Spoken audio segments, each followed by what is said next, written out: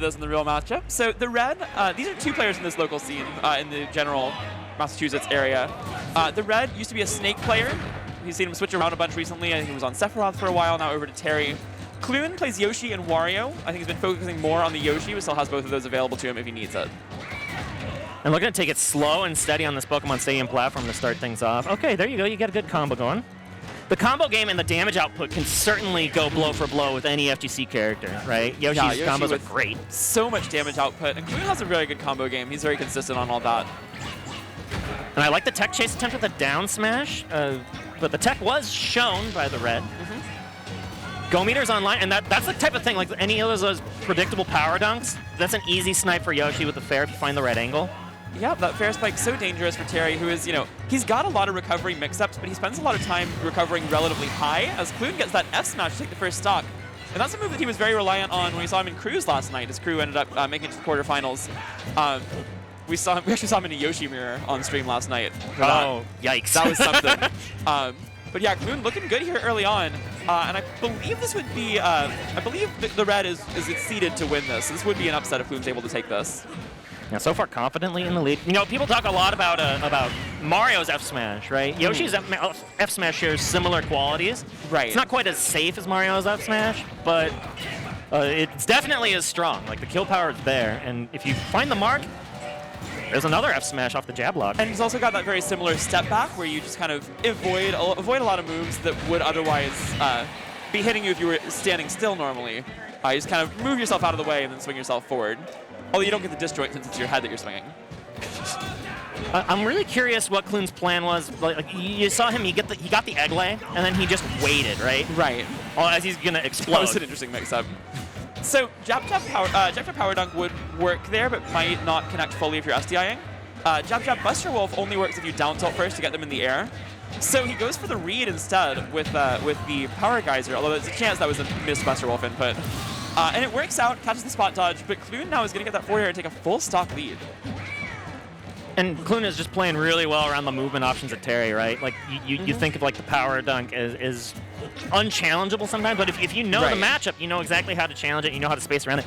It's sort of like spacing around like the same trajectory. I don't mean to like say it's at all comparable to Steve Minecart, but it's the same trajectory, right? Yeah, I know what you mean. It's it's an angle that's awkward to cover, which is Minecart's good for a lot of reasons, but that is certainly one of them. You get that angle that most people are not ready to anti-air at that kind of 45 or even 30-degree angle just a little bit above you.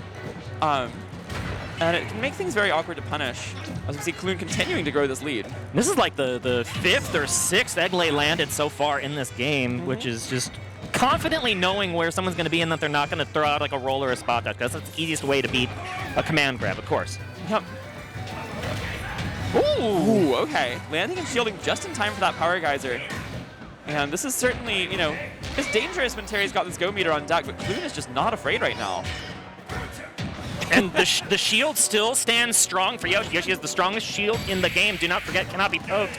And it's going to help him push forward into this ledge trap nair to seal game one. And that is a two-stock for Clune. And yes, I'm aware of what it says for his tag down there, but his tag is Clune generally. You'll see it in game. We're gonna leave that alone. But yeah, so Clune playing that really well.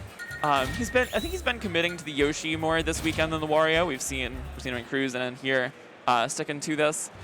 And he's good going to game up on the Red. The Red used to be, I forget if he was Massachusetts or one of the other states, Connecticut or Rhode Island, but he was on PR for one of the states here locally.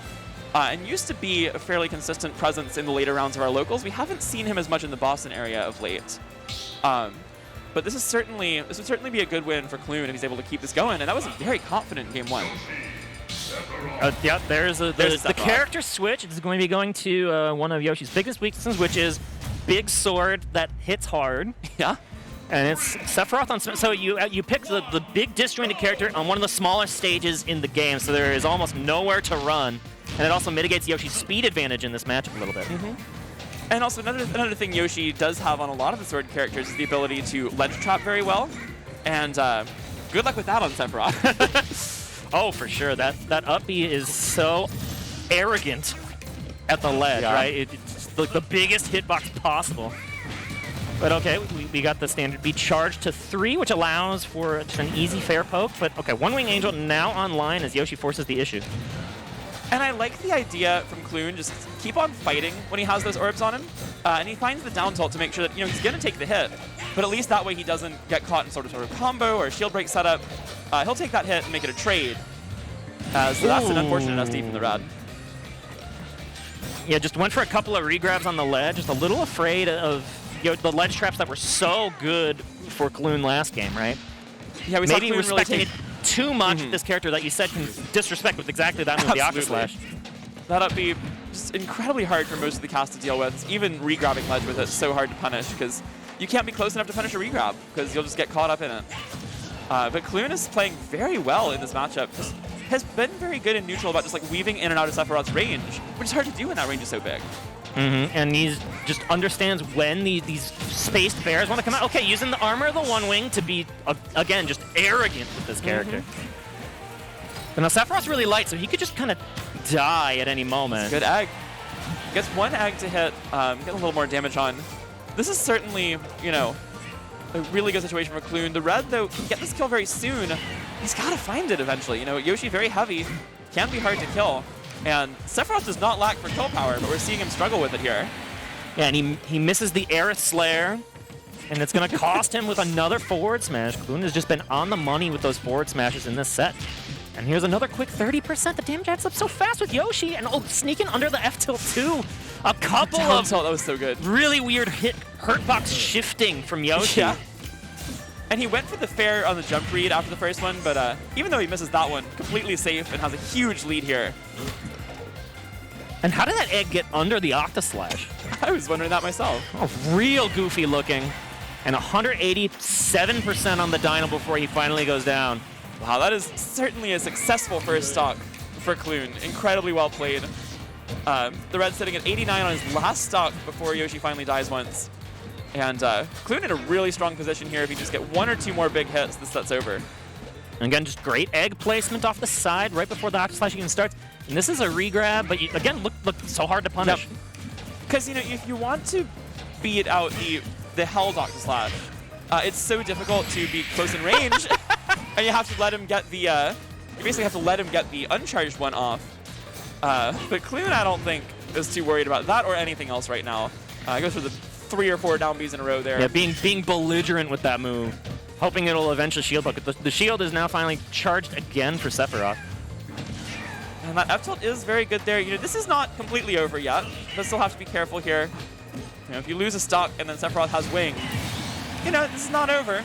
The wing has, I think that the wing disappeared with that second stock. Oh, it did, okay. And he's not going to get another one, so this is certainly in Clune's favor, although... And Clune doesn't need to commit that hard for a... He doesn't need to go for these up smash anymore. Yeah, one back air should be enough to do it, I think, with the Sephiroth %. Especially now after that forward air. Sephiroth's so light, definitely dies to pretty much anything at this point, like the strong air, which will take it, and Clune takes a dominant 2-0.